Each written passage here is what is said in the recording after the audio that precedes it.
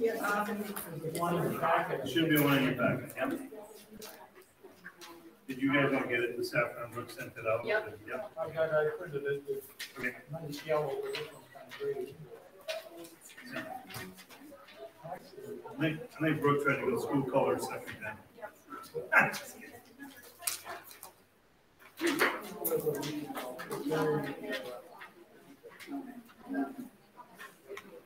yeah.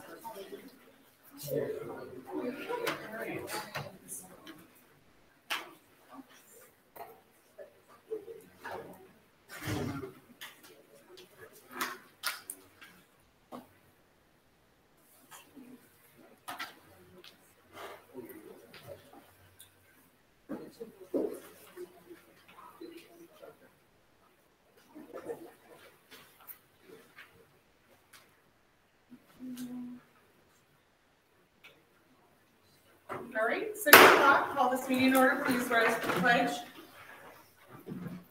Pledge allegiance to the flag of the United States of America and to the republic for which it stands, one nation, under God, indivisible, with liberty and justice for all. All right, also going to read our mission statement. In partnership with communities, the mission of the Dover Clinical School District is to educate individuals in an environment of trust and respect so they become self-directed, responsible, lifelong learners.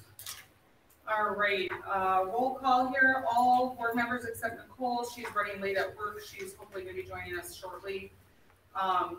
We also have our superintendent, Shannon Hunsick, present, as well as administration, Mary Ann Martin and Margot Hilla. We have several visitors tonight. We have a motion. First of all, is there any changes to the agenda? No. No changes to the agenda. All right, do we have a motion to adopt? Motion by David, is there a second? Second by Laura. All those in favor say aye. Aye. Opposed, motion carries. All right, public comments. We have a couple people that want to speak tonight. Just want to remind everybody you get 5 minutes. This is, Amy's going to time us here. She's our clerk. Just a reminder, this is not open dialogue with the school board. We're just going to listen to your comments, and then we'll be continuing on for business meetings. So we're going to start. Tim Hiller, you go ahead when Amy is back. We're going to 4 minutes. All right. So I'm back again. Thank you again for having me. I guess it's public comments you don't have often, but glad to be back. I just want to follow up again on what I said last time. Like I said last time, I think we need to revisit the mask mandate. Last time when I was here at Clay County, was at a moderate level of infection rate. Now we're at a high level of infection rate. This is dangerous, right? You know, the Delta is highly contagious. The R0 value is 5 to 8, which means every person who gets it, 5 to 8 other people are getting infected, right? Which is highly scary. I sent this to Superintendent Hunstead earlier, but there's a study today from Georgia Tech and North Carolina about modeling what happens without masks. Their study shows that 90% of susceptible students are going to be infected by the end of the semester without any kind of mask mandate. Whereas if there is a mask mandate, we can get that down to about 80% or less infections. We know masks aren't perfect. The schools that don't have mask mandates have been doing terribly. Again, following up on information from the last few weeks with schools that haven't had them. More than 10,000 students in Hillsborough County Public Schools in Florida have been isolated or quarantined. Nearly 1,000 students and staff in Nashville, Tennessee were in quarantine or isolation. In New Orleans, we saw 299 active cases of COVID and 3,000 students and staff were in quarantine. In Worth County, Georgia, they closed all their public schools after a sharp increase in cases with more than 800 students and faculty quarantining. 20,000 students across Mississippi are in quarantine. And schools in Texas and counties have shut down. 4 different counties have shut down because of shortage of staff due to the coronavirus. So given the transmission rate in Clay County, I don't think we have any reason to think that we're any different than anywhere else in the world, right? This is a real danger. I really want my students to be in school. I don't want to quit my job or have to be out, right? We know masks aren't perfect, but they do provide protection. I sent Superintendent Hunstead a list of 70 articles that show they're protective. But I think, again, what I want to come back to, even if we don't think masks are effective, they're really important for schools. We've seen lawsuits that come up in Pennsylvania, Utah, and Florida against school districts that don't have mask mandates because they're claiming, and the judges are seeming to agree, that they're not providing safe education to their students. Ed Week today had an article, or 2 days ago, had an article that I thought was interesting, that insurance companies are dropping or insurance companies are debating now if they're going to protect schools that don't have mask mandates in place because the article claims it's not providing minimal measures to protect the safety of students. The insurance company will not provide coverage to the schools, which seems to be very important for, again, Dilworth to be concerned about. We want to have no lawsuits and we don't want to have insurance cases. Also, right, most parents are in favor of mask mandates, and actually not everyone. I'm not sure people here disagree with me, that's fine. But, you know, the national average is 65% want students who are in elementary school who have no other protections to have a mask mandate. So I think, again, maybe we don't need a mask mandate for all the schools, but for elementary students who have no other protection, it seems to me to be a good idea. And then one question, I mean, I think even if you guys decide against it, it'd be helpful to message parents like me who have anxiety about these sorts of things, about your decision making. I'm not convinced, right? I found this tricky, like a lot of the messaging says, Minnesota Department of Ed, Minnesota Department of Health, we're following their recommendations, but not really, right? Because neither of those have jurisdictional ability to dictate what you all do. The only person who has dictate power is Walls, and only in a state of emergency. And so unless there's a state of emergency, we're not going to have a mask mandate. I think it's tricky because the way it sounds is like, well, they're just recommending it, but they're not really recommending it. They're saying school districts should have mask mandates. We just can't enforce it. So I think it'd be clear, it'd be nice for me at least to message that more clearly. Like, we're not agreeing with what Moorhead or Minnesota Department of Ed and Minnesota Department of Health are recommending, but they can't enforce it. We're doing something different. Seems to me a different message than what we're hearing. And so anyways, I think it'd be very helpful for us to know the decision-making process, given the overwhelming information about the danger of not having masks. So thank you. Thanks, Kim. All right, reset. Yep. All right, Brian Munich, you're up. You can come up here, and Amy will wave the flag. Got 4 minutes for you. Okay. You want to come up here? I don't think I will take 4 minutes, with the speaker, but, thank you all, superintendent, school board, for giving the parents a choice to create normalcy for our kids. There are a lot of parents, lots, hundreds, that are for pro-choice. We can talk about masks. We know there's a Lancet study. There's a lot of studies out there that suggest that masks do not work. For starters, let's talk about the N95 mask. The N95 mask will stop 95% of particulates. The last 5% of the particulates, it cannot stop. COVID is about 1.9 particulates. Okay, it's not stopping the virus. In fact, the social and emotional problems that kids may have from not seeing the teacher's voice, a lack of oxygen. Myself, I own a blasting company. We sandblast for a living. Anything over 7,000 parts per million of CO2, OSHA requires me and my guys to get out of the tank. Okay? I've tested myself, and you can find many reports, if you don't use Google, that when you were not wearing a mask, you will hold about 400 parts per million. You can have a mask, an N95 mask on, and within 15 minutes, you're over 14,000 parts per million of CO2. Our kids are wearing that mask all day. Think about that. The lack of oxygen that they have, the lack of learning. Isolation. Let's talk about, there's rumors that there may be grant money amongst the states, all states, not just this state, that if the school district does not take that grant money, or if they want that grant money, they will need to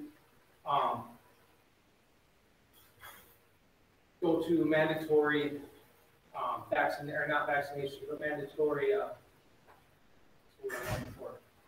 Long story short, if you take the money, or you have the ability to take the money, you have to follow the CDC guidelines and what they suggest. What are they going to suggest? Are they going to suggest weekly testing before sports for a kid? Imagine an 8-year-old who's nervous, who can barely go to the doctor with his parents, and he has to get called down to the office for a test, and they doesn't want it. And he may have to go home. I know that the school board is on our side right now, as far as pro-choice. If somebody wants to wear a mask, wear the mask. But if you don't want to wear the mask, we support normalcy, and we support the superintendent and the school board for allowing us to support you and the fact that you guys have made that choice on record so far, and I appreciate that. That's all I have to say. Okay, rebel recognition. Anything cool happening with kids? besides it's back to school. And we're all here. David's thinking hard. All right, well, we just want to say thank you to, I kind of want to recognize right now, I want to recognize a construction firm, Comstock and our architects right now. When you walk through the building, I know that it's not ideal, but they're, working tirelessly to get us where we need to be, and to our custodial staff for working hard with Tracy to make sure that the rooms are clean and the kids are ready to go here next Monday. So, thank you to all. All right, we're going to start with report 6.1. This is our DGF elementary report. Is Joe giving that, or are you going to? Margot is going to give it. All right. I think Joe's been giving reports every single night or every single Monday. And he's also got open up. And he has open. Oh, okay. Yep. Okay, no problem. Am I good here, Lindsay, or should Yep. I go there? Right over here somewhere. Okay. All right, so this, yeah, I'm gonna go by Ronnie. Maybe not. All right, so just quick, short and sweet. We had teachers back in the building today. Unbelievable feeling, unbelievable energy, positive. I'm just getting goosebumps thinking about it. It was one of the best feelings for a while in our schools. People were happy to see each other, so celebration there with that. Just a few updates, and a lot of these are kind of maybe more district-wide, so if you have any specific elementary, just let me know. New teacher workshops went well. We did a whole day with new teachers. It did awesome. We did a half day with math professional development with our new teachers. They're doing awesome. We feel that they are set and ready to go at our elementary. We have 1, 2, 3, 4 new teachers at our elementary, and we feel that they're in a really good spot. We've got some really amazing teachers. Beginning of workshops, I'm just going to go through. We had resiliency training with Regional Center of Excellence today on social emotional learning, and how we as staff at DGF can really focus on that social emotional learning piece from preschool to 12, and we're going to be continuing to do 20-minute to a half-hour sessions every Wednesday that we have that 2-hour late start. So that's how we're going to start our days on those 2-hour late starts. That service comes from the Regional Center of Excellence. And we talked a little bit about Clever today. Tomorrow will be continuing ed, emergency procedures. I want to send a huge shout out to EM DGF for providing lunch for everybody tomorrow. I think that is super awesome and so appreciated. So we're getting pizza. The entire staff, everybody is. So that's awesome. And we'll have elementary open house from 4:30 to 6. Do some Go Guardian and Google Classroom training tomorrow for elementary, and then a handwriting professional development for elementary. So our teachers have been very, very busy today, and they'll keep busy, and they'll have time in their classrooms as well. E-learning plans, all of those e-learning plans at all sites, elementary, middle school, and high school, have been sent to the executive board, EMDGF for approval, so we can be moving forward with the e-learning plans. Title I and Title II programming funds for elementary have been, the grant has been set and sent in. We have the ability to hire 4 certified interventionist teachers this year because of some awesome funding that we have. Kind of that catch up. We need to look at how we can close that gap with the learning. So we've got that. Math curriculum, so we've been, like I said, math curriculum PD for elementary teachers was 2 weeks in August. We had that. And then we're having handwriting and writing without tears, curriculum development on Wednesday. And then we're looking at the 2-hour late start schedule right now, admin-wise. We're going to get that finalized as what's going to look like for families, for parents, and for staff. Any questions for me? You bring up the 2-hour late start. Yes. How are we gonna communicate to our parents that have little ones, what the process will be in the mornings? Is that something that's in your guys' administrative plan, or? We have it. I think it's on our agenda for Thursday already. Yeah. Okay. Yep. I know a couple of us have had questions Yeah. from parents about. We need to shake out some logistics and some, we had some loose ends when we didn't, when Ryan was gone, so. Okay. No, that sounds good as long as we have a plan for parents and then just probably a reminder the week before. Yep. Just, reminding it's the first Wednesday of the month, Absolutely. And the understanding still is that kids, littles will get on a bus in the morning, that parents will watch them until the 2-hour PD time is done. Well, I can talk to Yeah, that. So I'm learning kind of what happened last year and what didn't happen last year with this communication. So my understanding, and we're gonna talk about it again on Thursday, I talked to Eileen as well. My understanding is that the buses are running 2 hours late. If Amy Johnson's kids need daycare because she's gotta get to work, you can drop them off at the school. So then the number is more manageable and we'll have parents watching them and taking care of them during the time the teachers are working on the professional development. That's what I understood today. That's what I mean, because I was concerned about the bus drivers. Some of them have other jobs. Is this, nope, she said, nope, we've already talked about it. It's 2 hours late. You're gonna run 2 hours late, just as if you had a storm and you went 2 hours late. Okay.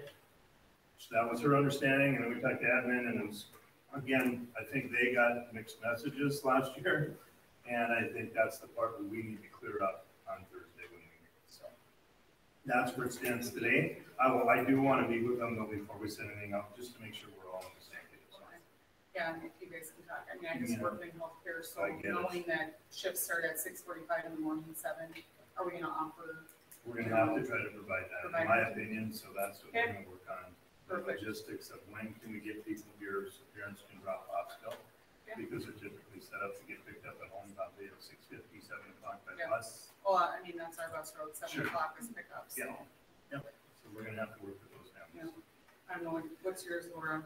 You drop, but like if you kids took the buses at 6:45 up there or what? It's, I believe now it's 7. Oh, okay, so it's early. But it's, Okay. All right, sounds good. Thank you, Marco. You're welcome. All right, 6.2, board committee reports. Who met last time after the meeting? I can't remember. Was it policy. Policy did? Oh, yep, policy. Any changes to anything, Brittany? Not for the second reading. The changes that we made were basically superintendent name changes or the law placement number. None of the content changed from any of the policies. So just updating numbers and names. Yeah, the only, I'm sorry, you go ahead. Nope. Oh, we just made a slight change to the fundraising portion of the policy, I guess. Just that the post-prom won't be getting funds from community ed. I think that was the main change on that. From the concession stands.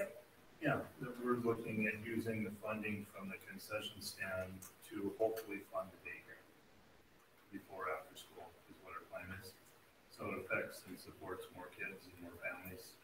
And the post-prom discussion was that through donations and whatnot, they felt that those kids were still going to have those prizes available, if you will.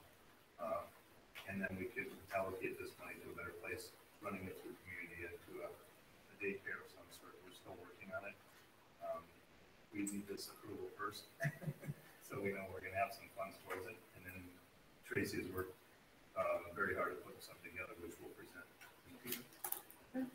Jan, did that have anything to do with the change we made earlier with regard to taking the post-prom money out of the? No, I know what you're saying, yeah. There was, I'll just say it this way, we couldn't continue doing it the way it was. So we had to make a change already. This also is a part of that, I guess, but primarily this is to hopefully shift some funds so we can support some daycare needs that we have in our communities, and it'll serve more families. So that in the process of doing that, it kicked the post-prom thing to be more of a legal area. Yeah, right. Not illegal area, a legal area, if I said it correctly. Okay. Any other board reports? Anybody have any other meetings? All right, 6.3, Superintendent Hunstead. All right, enrollment numbers, we're at 1588 as of about, 3:30 today? Tomorrow at 3:30, it'll probably, it's just, so I can't get too hung up on this number because we were at 1,600 one day, we were down as low as 1,580, we're back to 1,588 every day. Today I signed 2 more. I'm you know, we got a week, so this is where it gets crazy. I'm hoping to be at 1,600 by the end, so we'll see. So 1588 is our current number. My understanding is that the budget was set at 1571. So that's a good thing. We're well above the 1571. So that's a good thing for the superintendent and the school board to see. Vehicle bids, we did get bids on the vehicles. We got a little right around $2,000. It was $975 for the one, and $1,050 for the other. They have both been signed, sealed, and delivered and picked up or whatever, so we don't have those wonderful parking lot ornaments in back yet or anymore. I did talk to Greg Johnson today about a few insurance things. He assured me that we will get our insurance back for 6 months. He thinks it may be even longer. He's still waiting to hear back. He didn't have the number for me today, but he said you will be getting, they've already confirmed that they're going to give you credit back. So that's a good thing. House update, the tenant will be out the end of this month. No bids as of today. Nobody wants it for a hunting check, I guess. Anyway, so that's where that's at. I'm hoping that if we don't get any bids, that we can have somebody push it in all the way and get it all cleaned up here this fall, so we can move either a bunch of stuff from north to Dilworth site so they can get that parking lot done. We can move a bunch of that iron and whatever else over there, job sheds, whatever, and or use it for parking still this fall or winter then maybe.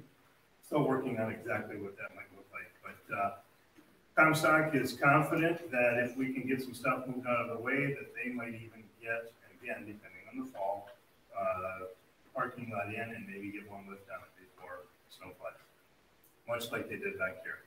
So it's usable, and then we'll put the second lift after. So they're hoping that's the case, and so am I, because we desperately need parking in Dilworth. Hoping for that. Construction update, talked a little bit about that. You guys did the walkthrough. I think that was very important for you guys to see, kind of get your feet on the ground of what's going on here. I am really impressed with last week. Just think about when you guys walked through here to today, they've already just cleaned up a lot of stuff. If you think about the Glendon Felton Elementary, that hallway was all cleaned up. I walked in there this morning right away, and they had it all cleaned up. The door was sealed off. That was nice. The hallway to the commons and through the commons area, they're working on that this week. They were taking down the temp wall there today. Then they're going to add a new temp wall there in the hallway. And I didn't walk there tonight if they did it today. Did anybody walk through the commons?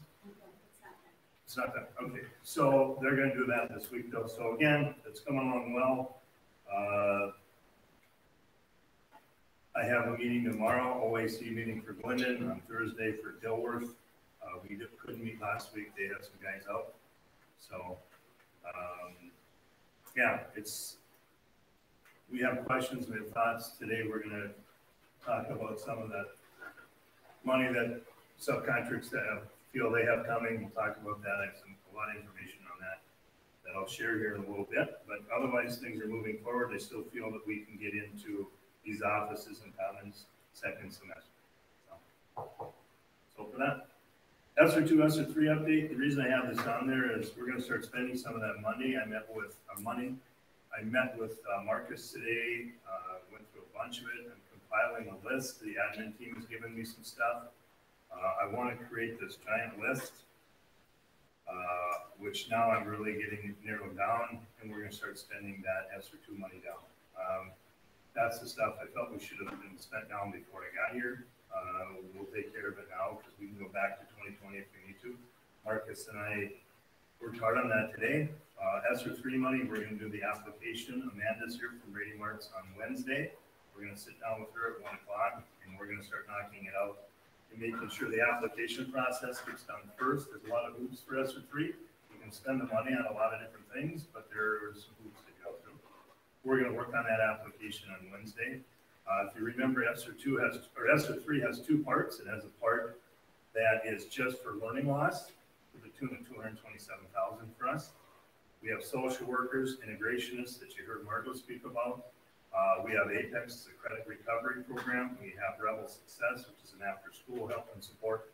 All those programs qualify for that money, for that $227,000. You can pay salaries. You can buy, well, APEX to renew was like $5,500. So that's what Marcus and I were starting to work on today. So as we fill out this application and budget, that's all will be covered. ESER 3, the other portion of it is 900 and some thousand, 906, I believe. That's the next piece that we need to work with the admin team, staff, we have till 2022, September 22, to spend it. I don't want to just start spending it without really thinking through. That's why I want to compile this giant list. Let's vet through it, make sure we're spending in the right things. Because there's some infrastructure items, i.e. air conditioning units that I'm finding out are not good, they're old, and they're not part of the new plan. That's part of HVAC, it qualifies for ESER 3 money, air quality, obviously. I want to start looking at that as well, because that's the stuff that costs you the most money. We know that our LTFM money is not in the best condition as far as long-term, so I want to use this money now to get that stuff that should hopefully help us in the future. So there will be more at all of this instruction, ESER 2, ESER 3 budget type things at our budget meeting following this. So I'll get more specific and in the weeds with you guys. Last one is transportation update. I did move my meeting. If you guys noticed my emails yesterday, I spent about 4 hours on it yesterday. I had about 15 questions for Eileen, and I probably had another 15 for Marcus. Just because I haven't been here and I started digging through everything and looking at numbers, comparing with Barnesville, Pelican Rapids, and whatnot, I was in no position to negotiate with them today. They were fine with it. We're going to do it Wednesday. I got a lot of information today from both Eileen and Marcus. Now I have the numbers in my head. I know what our routes are at. I can see. I know what. I've done a lot more comparisons, so I'll be more prepared. So when they start bringing stuff up, I know what they're talking about. It's like you said, if you're going to lead, you got to do it diligently. That's me doing my due diligence, so I can represent you guys well in the community. So that will happen Wednesday at 9. So those people that are on that committee, at 9 o'clock Wednesday, you go, I have nothing to do. I want to go sit in the meeting. So anyway, you are invited to that. So, okay. That's it. Did you still want to meet for a few minutes afterwards? I would today. Yeah, just super quick. So, yeah. All right. Any questions for Shannon? Kind of a side one back on those bids for the vehicles. Where did we advertise that? I mean, I remember was it even on our webpage or just Facebook, or where does it go to? Can somebody speak? I think it was our, Tracy, do you want? Yep, it was through our district communication, so if anybody that has our registered email, there, or social media, and on our webpage. I tried to look a week or so ago, and I didn't see where it's listed, bid on it. Did you get the emails that we send out each week, Ronnie? Yeah, from the Rebel update, the Rebel. Yeah, News. the weekly district updates where it had pictures, the mileage, how bid. I didn't see that stuff. Oh, okay. Yeah, it was under the transportation section, and it kind of had pictures of vehicles. I can resend it to you, I mean, I know it's after the fact, but it's what we included under the transportation updates for the vehicles that were open for Because bids. you have the different elementary, high school, whatever, all the different things on. Food service, health, Yeah. yeah, would have been under, right at the beginning, of it, we had it listed for a few weeks, that it was out there. Yep, we had it posted for 2. Yep. Any other questions? All right, let's move on to approval of the minutes of the August 11th meeting. Do we have a motion? Motion by Amy, is there a second? Second by David. Any questions or discussion? All those in favor say aye. I Opposed? Motion carries. All right, consent agenda. We have our claims and accounts, Laura. $3,868,315.97.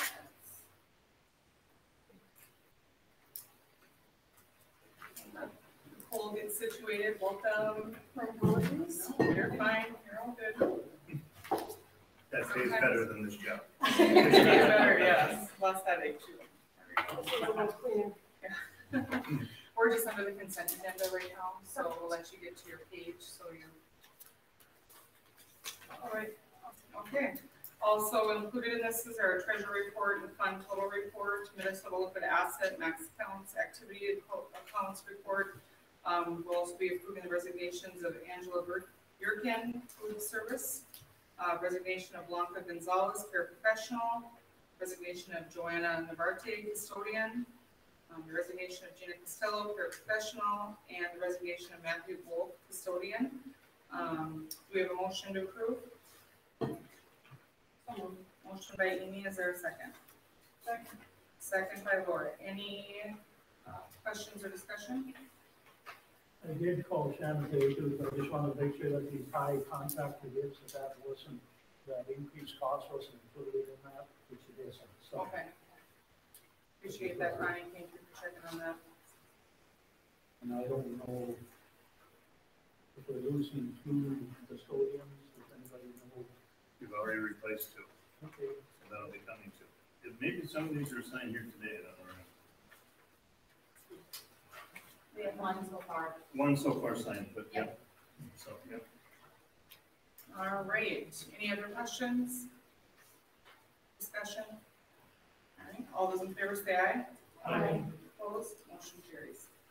Okay, new and unfinished business, student handbook, 9.1. This is the motion to approve the first reading of the 2021-22 K through 5, 6 through 8, 9 through 12 student handbooks, including the extracurricular handbook. Do we have a motion? So moved. Motion by David, is there a second? Second by Nicole. Any discussion or questions? Next meeting and second reading, I presume. Yep, September 13th, I believe. That enough time frame for when school is starting, or any issues with that? I think we've done this in the past where they were still working on it towards the, end of summer. So I think last year was the same way going into the first month of school, correct, David? All right. Well, I'm new here and we won't be in this situation in the future. So it'll be done in June for sure. Perfect. All right. All those in favor say aye. Aye. Opposed, motion carries. 9.2, this is a resolution for the health and safety measures of the 2021-22 school year. This was included in your packet. Brooke sent it out this afternoon. Amy will read it just so everybody can follow along. It's in the back of your packet, and it's got the verbiage that is kind of highlighted. That is the verbiage that our administration worked on to put in to the resolution. So I'm going to let Amy go ahead and go ahead and read it. All right. Whereas Minnesota statute section 123B09, thus the care, management, and control of independent districts in the school board, and whereas the superintendent of independent school district 2164, Shannon Hunstead, is responsible for the management of schools, the administration of school district policies, and is directly accountable to the school board. And whereas when responsibilities are not specifically prescribed nor school district policies applicable, superintendent shall use personal and professional judgment, subject to review by the school board pursuant to the school district policy 302. Whereas the Center for Disease Control and Prevention, CDC, and Minnesota Department of Health and DGF have determined that the COVID-19 pandemic is currently ongoing and remain ongoing for an unknown time. And whereas the Minnesota Department of Education has issued and may continue to issue written guidance for Minnesota schools on educational issues related to COVID-19. And whereas the MDH has issued and may continue to issue written guidance for Minnesota schools on public health issues related to COVID-19. And whereas the superintendent and administration of the school district have conferred with the school board regarding COVID-19 health and safety measures, the current CDC, MDE, and MDH requirements for each, and other relevant information. Whereas based on the collective consideration of these factors, the superintendent recommends the following for prevention strategies: masking, vaccinations, contact tracing, testing, and quarantine to the school board. This will be implemented at the commencement of the 21-22 school year. Now there be resolved by the School Board of Independent School District number 2164 as follows. Section 1. The superintendent is hereby directed to implement the following health and safety measures to open the 21-22 school year. Prevention strategies. 1. All staff, students, and visitors within Independent School District 2164 buildings, regardless of vaccination status, are recommended to follow the strategies of physical distancing, hand washing, and respiratory etiquette, cleaning and disinfection. contact tracing, screening, testing, and staying home when sick as defined in CDC guidance for COVID-19 prevention in K-12 schools. Masking. All students, staff, and visitors within the Independent School District 2164 building are recommended, not required, to wear a mask regardless of vaccination status. 2, face coverings or masks are required on student transportation in accordance with federal mass transit guidelines. 3, face coverings are not recommended when outdoors, with the exception for larger group settings. 4, mask wearing during activities are under the direction of Minnesota State High School League rules. Vaccinations. 1, all staff of Independent School District are recommended to be vaccinated, but it is not required. 2, on contact tracing. 1, Independent School District 2164 will not contact, trace, or close contact to a positive COVID case at school. Classmates who are potentially may have had close contact with a positive case will receive a letter with a potential exposure date, signs, and symptoms to watch for, and guidance to remain at home if they develop symptoms. There will not be a need to contact, trace on the buses. All students will be required to wear a mask while on the bus. Testing. Independent School District 2164 will not be testing students and staff at this time. Quarantine. Anyone who tests positive for COVID will need to stay home in the 10-day isolation period. If a person is fully vaccinated 2 weeks past the final dose, they do not need to follow quarantine if they have had a close contact with a positive case in either a household or non-household situation. If a household contact is not fully vaccinated, they will need to follow 14-day quarantine from the last day around that positive household case. If an individual is not fully vaccinated and has had an exposure to a positive case, they will need to follow either a 7-day test negative on day 5 after the exposure, or a 10-day if they do not test quarantine period. Section 2. The superintendent is hereby authorized, after consultation with the school board chair and notification to the school board, to select and implement different health and safety measures for the school district or any specific school buildings without school board action, if the superintendent reasonably believes that prompt implementation of different health and safety measures is necessary, and that the constraints of time and public health considerations render it impractical to hold a school board meeting to approve implementation. Health and safety measures selected and implemented by the superintendent shall continue in effect unless and until the school board, in consultation with the superintendent and appropriate school district staff, public health officials, deems it in the best interest of the school district and its students to implement different health and safety measures. Section 3, the superintendent will provide regular updates to the school board regarding the school district efforts to implement COVID-19 related educational and public health guidance issued by the NDE and NDE respectively. Okay, do we have a motion to approve this resolution? So, motion by Dean, is there a second? Okay. Second by Nicole. Discussion or questions? I do have a question. For contact tracing, it says that we're not going to contact trace and specifically note all of those, which is probably going to be a whole lot easier, I would imagine. Yeah, Right. I had my meeting today with the nurses.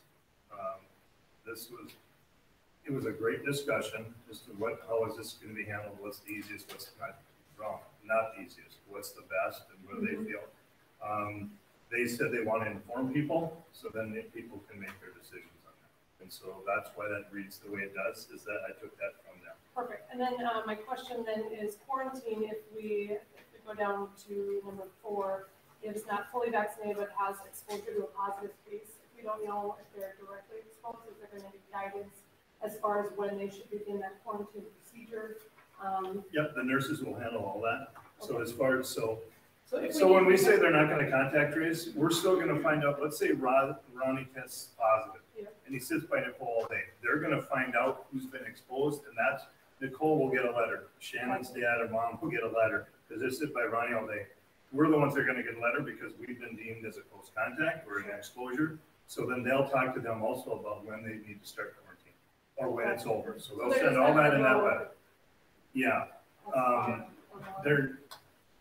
It's going to expedite their work for sure, and then people will get all the information, and so that's what our recommendation was. Does that make sense? And then they'll give that information to those people. Perfect. Yep. I just wasn't sure how we were going to force people to quarantine if we didn't specifically contact trace, so that, in my mind, that was. Yep, because so we're going to contact trace to the point where we're going to send a letter to the people that we felt may have been exposed by Ronnie. So Nicole and Shannon were close to Ronnie all day. We're gonna talk to teachers. So they're gonna do a little bit of that in-house. The first thing is, like we talked about, I said, I want you to talk to the teacher and I want to find out as much as we can about, in this case, Ronnie, let's say, right? And here's where he was, here's where he's at. We'll check with all of his teachers. We'll both figure it out. Okay, you know what? There's probably 3 or 4 kids here based on their research and say, okay, here's what we're gonna send the letters to. What happens when we go farther than that, and now that creates another hour and a half or 2 of them getting that information, calling those and contacting those people. They said, if we can get a letter to them, we'll get a letter to them right away that day, immediately. And so they can make their decision based on what we found out. So, yeah. That's what I was reading, but I wanted to make sure. No, it's okay. These quarantine things, they cut it right off their Department of Health information. She was talking to me about it. I said, why don't you just share it with me so we have the exact verbiage? And so this came right from them, from Lake County Public Health. And I would suppose anybody in that class will get a letter from them or not? It'll be, if they, not necessarily, that'll be what they deem as a close contact. The nurses are gonna do that part. And then they'll send a letter to those people they feel need to get it. I would say that, let's say it's in a 2nd grade classroom, the information's gonna go out. We still have to record it with the state and we need people. So here's an example of section 2 here. Kayla and Megan and I talked about this. Let's say that Ronnie gets it, Shannon gets it, Lindsay gets it, and we're all in the same class, or we're close, or even if we're not, we've got some, we're gonna meet with those nurses and we're gonna determine, hey, we got a little something going on here, we're gonna mask up for 2 weeks. So boom, no, we don't need a school board meeting. I can just call you guys and say, hey, based on what's happening here, I'm recommending that we make this change. We should do it right away. Okay, and so Kayla said, we'll just put it into action. Boom, we're done. Instead of going, okay, at our next board meeting, we're going to talk. It's like, okay, that's ridiculous, right? So that's why section 2 is vital. Just so you guys remember, all of this language came from MSBA and their lawyers, and this is a protection for our district from legal issues. Doesn't mean somebody can't sue you, but with this verbiage and having this resolution, MSBA is confident that the school will be safe. Okay.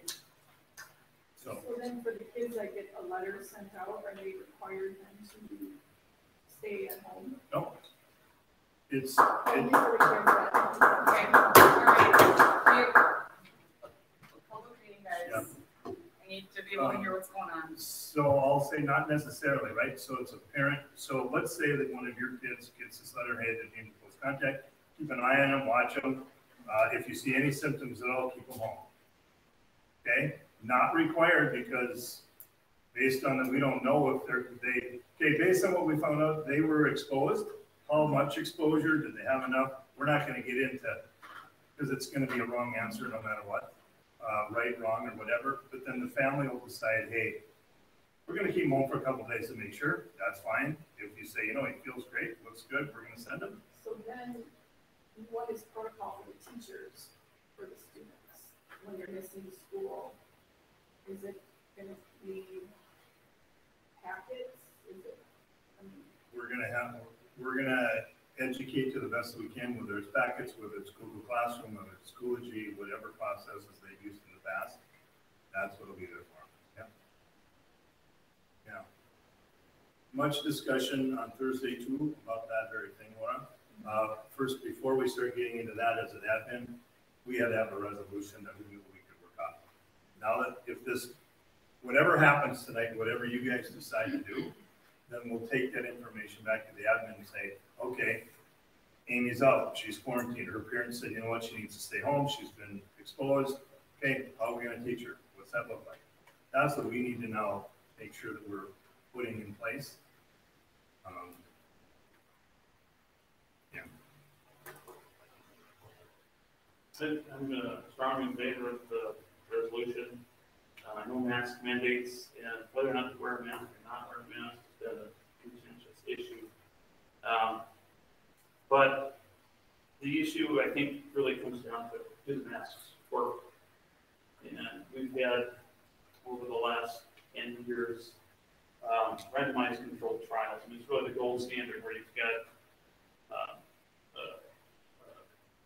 placebo group, for lack of a better word, they don't get the mask and some do. And out of all these randomized controlled trials, there's been no evidence that mask mandates got transmission, whether it's influenza. We had 13 prior to 2021, since that, a Danish study in 2020. None of them show any indication that mask mandates are effective. And you can see this when you look at, kids, the way they would wear masks, or the way they wear masks. You talk to teachers, they come up to them, ask a question, pull down the mask, put it back up. Proper fitting would be critical for that. N95's too restrictive for kids. I just don't think that it makes a lot of sense. The other thing I would be very worried about to have mask mandates would be people leaving the district, moving kids to another district. And I think that would be an expensive issue for the district. So I think that's my thoughts on it. Any other discussion? Well, I've wrestled with this for 2 weeks. I don't know which way to go. It's kind of like you say, do the mask help or not, but my preference is that I believe in vaccinations myself, so I don't think we really cut down on the vaccination, but no matter what we do, half of our school population can't get vaccinated even if they wanted to. So, we got to figure out how to deal with that. But, if the board wanted to go with mask mandate, I could go along that way. I guess I can go along this way, but I definitely think we do that section 2 because we need the ability to switch in a hurry if we have to. So, I would be fully in favor if we had to do that too. So.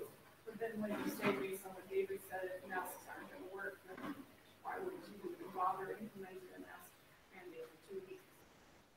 I mean, well, I'm just. Yeah. Well, I think they do work some, but I don't think they're that effective. I do. I'm thinking they're about 60% effective myself. That's just my gut feeling. But then again, and I do think the flu's gone down because people were wearing masks. So, but my kids didn't get sick last year, and my kids get sick home. So I think that there is something to be said for it. I think, yeah, especially with what you said, that kids under the age of 12 aren't able to get the vaccine. So I think that we should, as a school board, we're talking about improving our buildings, and why are we doing that? For the safety and security of our students. We got the Delta variant. Yeah, we don't know if it's, we don't really know, but these kids can't get the vaccine. So, we're just gonna have at it. But if it gets really bad and the kids get really sick, well, then we'll do a mask. I think we have to look at the fact that there's multiple variants in this. I mean, David shared some statistics and information that I think is very relevant, and I think that we all need to make decisions for the best of our families. And I think we have to look at the fact that there's multiple factors when we consider kids not getting sick. My kids got less sick. We had COVID at our house, but not everybody got it. So how? I can't answer. But we also have increased hand washing, and we want increased social distancing. We had several other things, so we can't just take one variable and be able to do it. And I'm not a doctor. I have no major medical training other than first responders, so that does me no good to provide any medical information. But if this is what we are being provided by the state and our nurses and our superintendent, I think that we need to go with the recommendation that's here and empower our families to make choices that are best for them and their families and kids. I should add that, in here, the state. Thanks everyone for a wonderful back to school break. Sorry I screwed up on your real safety and Morgan. Thanks again everyone for all your help. So the state and Deputy Mueller sent out a week ago testing, and the conversation with the nurses and all staff this morning was, the state it's not required, and so you can see what we said at this time, we're not going to do it. If we start to test, you can imagine the amount of time taken every single day to run, like the nurses said, they just couldn't physically get it done. And so at some point, we have to say, we're not a clinic, we're a school, and we're gonna focus on education. Doesn't mean we're not gonna, we wanna be safe, we're gonna wash, we're gonna distance as much as we can. If we have any kind of numbers at all, that's where, masks work, they don't work. We're not gonna get into that discussion because I just don't wanna get into it. What we're gonna say is, what did you do different since you had some cases? We're gonna throw on some masks for a week or two. We're just why? Because if that's a factor, let's see if it is. Great, it helped, it didn't hurt, whatever. We're gonna wash hands better, we're gonna separate, we're not gonna, just like the bus, we talked about they're gonna be in pods and families as much as possible because we wanted to limit the crossover as much as we can. What's difficult in a public facility is managing 3:45 till the next day. And my history on that is it's impossible, and this is where MSBA says this language is going to protect you legally. Just because we don't know. There's so many variables. I just want to make sure I address the testing piece because that's been kind of a hot topic as well. Not at this time. Well, that's the part of trouble with is, once I talked to Superintendent Hunstead several times about this, we have no control when people leave this building, what they do. Who they are, they go to their daycare and they take their masks off and they play with each other and then go home. It's just this whole, it just perpetuates itself. And then you come in a building and there's kids that don't want to be here because they have masks on and they feel like they're anxious or it's just not a good environment for them to learn in. So I just want families to be accountable for their own decisions and do what's best for you. I don't judge people for that. If you want to wear a mask, that's wonderful. If you don't, that's wonderful. That's your choice. But I appreciate that Superintendent Hunstead wants to take this on. And he's presented this with us, and he's willing to make those decisions if we're not able to be together. I think there's no perfect decision here. I think it's very important, Lindsay, to make this statement because I brought it up today with the staff. We had staff members today when we had everybody together. It was about 200-300 people in that room. There was probably about 10-15 people with a mask on, and I said, those are the people we need to make sure we're supporting because it's a choice they made and we need to support it because the biggest challenge for teachers now too then is Laura wore it, Shannon wore it, Nicole didn't, Brittany didn't, okay? In that classroom, we got to be able to make sure that kid is supported. It's difficult. It's going to be difficult, but it's our job because I said if there's one thing about education, we teach kids to be yourself, to have your own identity. And some of those are going to feel a lot of pressure because mom said I had to do this, or mom said I had to do that, or dad said, and she's, whatever. We need to make sure that those kids are protected, and I'll go to the end because I don't care which side of the fence anybody's on. I'm going to support all these kids, and they're going to hear that message from me and our teachers, and that's what we talked about today. We're always going to battle for the people that need support. And so I just want to make sure that people know that, and we have thought a lot about that. As far as, oh, great, now my kid's going to go and I'm going to have them wear it, what's going to happen to him or her? We're going to protect them. We're going to support them 100%. And if, I guess for me, if I'm the teacher and I'm going to go to Mr. Hunstead, the superintendent, say, hey, listen, I got an issue in my classroom. You have any problem with us all wearing masks during the day? I mean, I'd have to have a quick conversation with the kids in the class about how we're treating each other. Because we could talk about who's left-handed and who's short and who's tall. And who's got a big nose or a no nose or whatever. I mean, this is what we have to do is we have to support individuality. And whatever that might be with a mask or no mask, we need to be there for these kids. We're here to educate, and by God, we're going to educate. So, anyway, sorry. Yeah. Any other discussion? All right, let's go ahead and we have a motion by Amy, a second by Nicole. We'll go ahead and we'll do a roll call vote. Laura? No. David? Aye. Amy? Aye. Myself, aye. Ronnie? Aye. Nicole? Aye. And Brittany? Aye. All right, motion carries 6-1. All right, 9.3, report and request.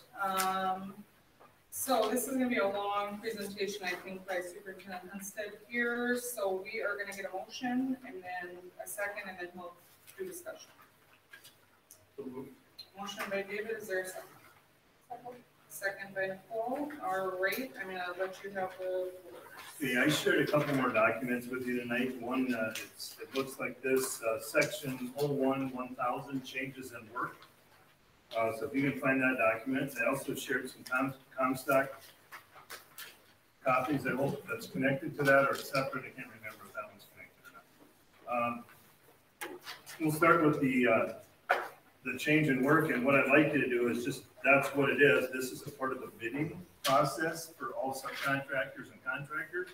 So if you open it up to the next page, I believe yours is on the back of the first page. So if you open it up on the back side of the first page, you'll see allowable overhead and profit for acceptable changes in work. Ronnie called me today and had a few questions about the markup on a few contractors and asking for more funds.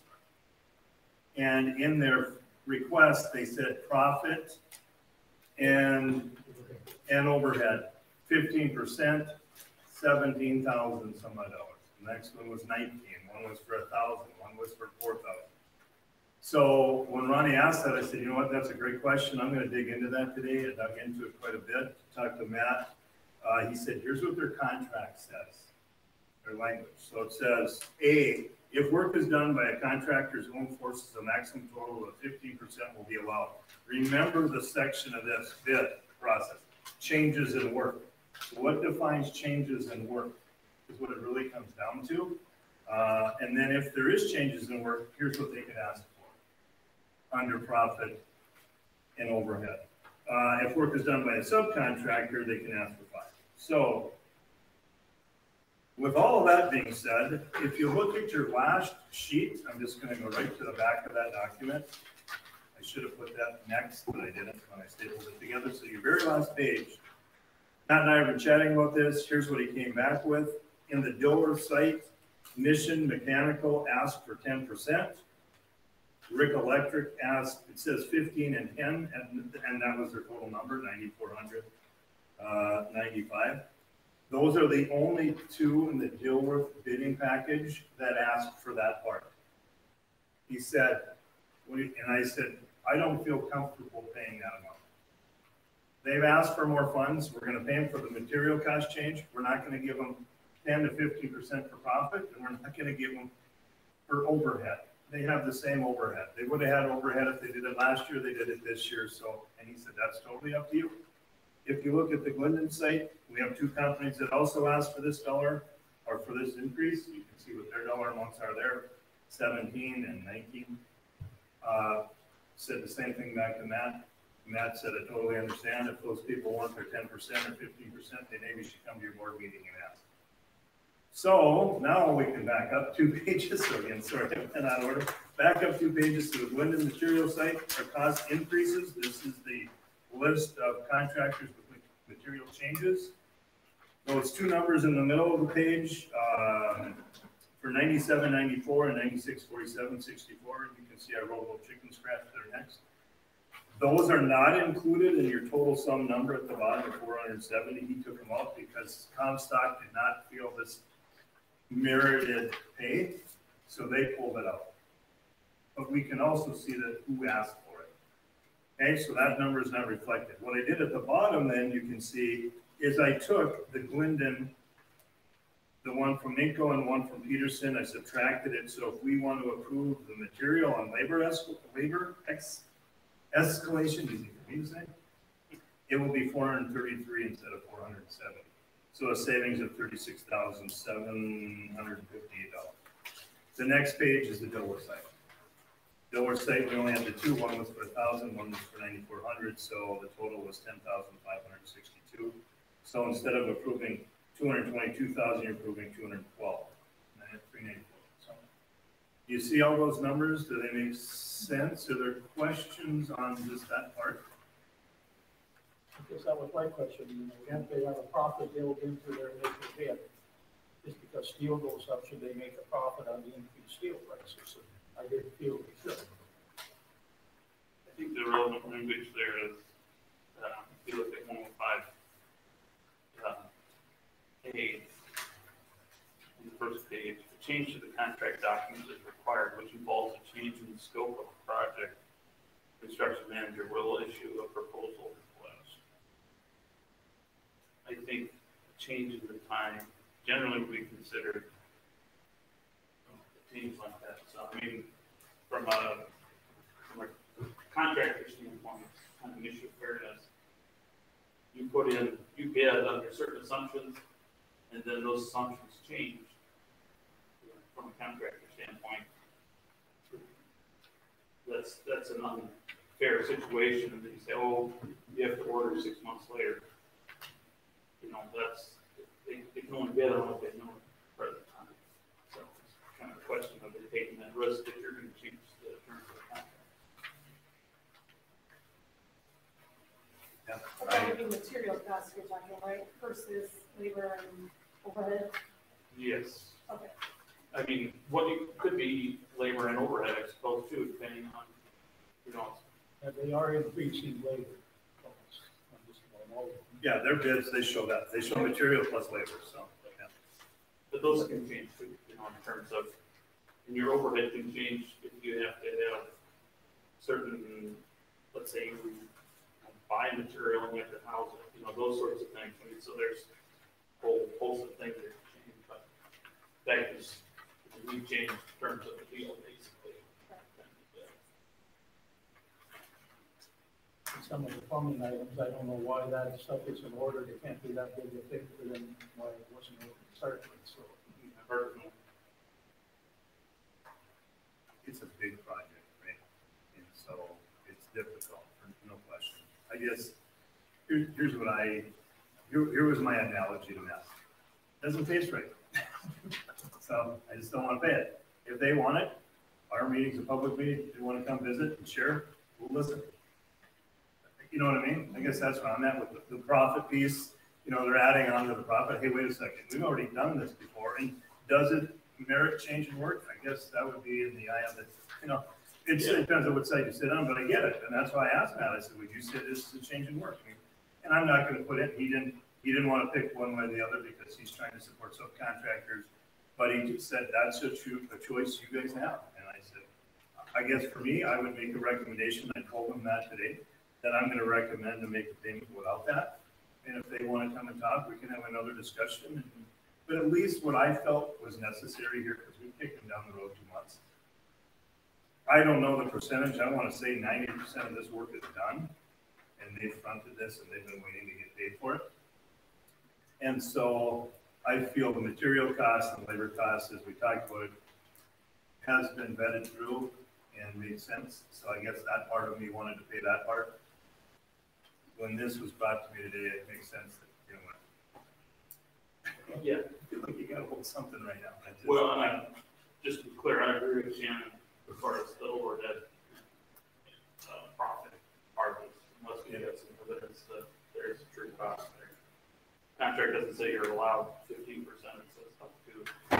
So it gives us certainly that ability to negotiate it to 3% or 2% or no percent or something percent. Yeah, I mean, you'd have to show some sort of cost and to incur, you know. Right. According to them, like you said, to defend the contractor, it says it in my contract, we're gonna throw it on. Okay. But those are the numbers. I just want to make sure you saw them so you can read my beautiful handwriting. We need to include that cost. Just Yeah, since so it if we're gonna says make a motion, we're gonna have, as presented, I guess you could say. Yeah. All right. as presented, but let's clarify it. I think we should put that in the minutes. So, we have a motion by David and a second by Nicole, so to approve the request by the subcontractors, Linden, the cost would be $433,873.20. Oh, sorry, $973, sorry. And then Dover, $212,394.44.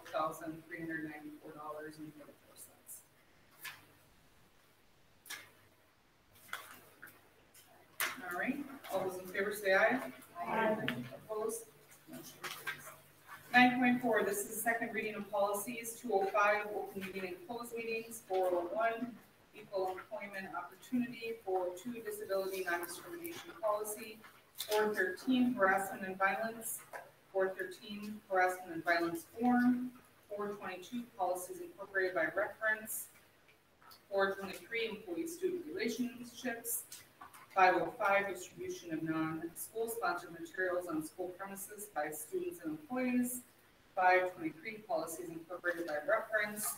905.5, fundraisers / concessions. Do we have a motion? Motion by Nicole. Brittany, you want a second? Yeah.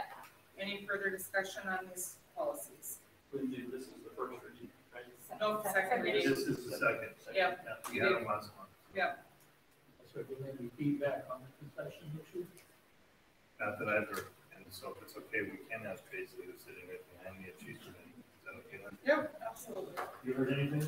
on the No. concession? No, and I think, like you said, it's, some of that we had to change. We moved out of concessions, and now this is just kind of looking at it with it provided with staff, school shelter. So the benefits more.